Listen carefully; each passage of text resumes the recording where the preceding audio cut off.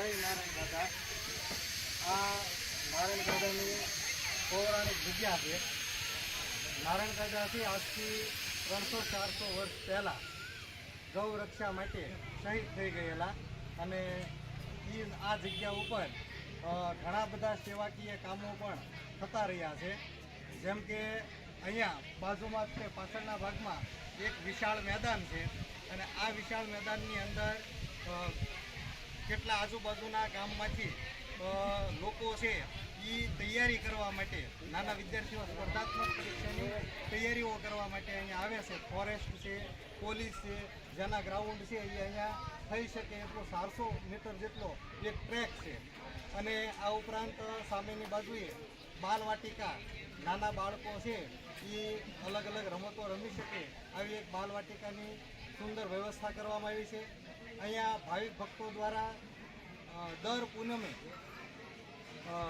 દાદાને થાળ છે એ ધરાવવામાં આવે છે અને જેમાં ઘણા બધા ભાવિક ભક્તો છે એ આ પ્રસાદનો લાભ છે એ લઈ રહ્યા છે. આ ઉપરાંત અહીંયા સરસ મજાના પાણીની પીવાની વ્યવસ્થા માટે મોટું કુલર મૂકેલું છે. આજુબાજુના જે વાડી વિસ્તાર છે એ વાડી વિસ્તારના લોકો છે એ આ કુલરના ઠંડા પાણીનો લાભ છે એ મેળવે છે.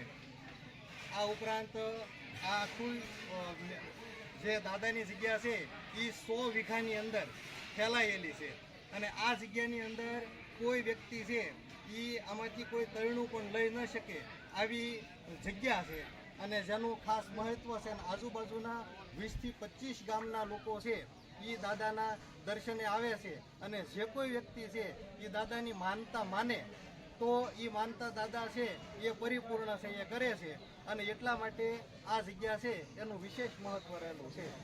આ ઉપરાંત પશુઓને પીવા માટેના સરસ મજાના પાણીની પણ વ્યવસ્થા છે કે જ્યાં ગાયો કે અન્ય કોઈ પ્રાણીઓ છે એ પાણી પી શકે. આ ઉપરાંત એક ચબૂતરો છે એનું પણ વ્યવસ્થા છે કે જ્યાં પક્ષીઓ છે ત્યાં છણ છે એ નાખવામાં આવે છે.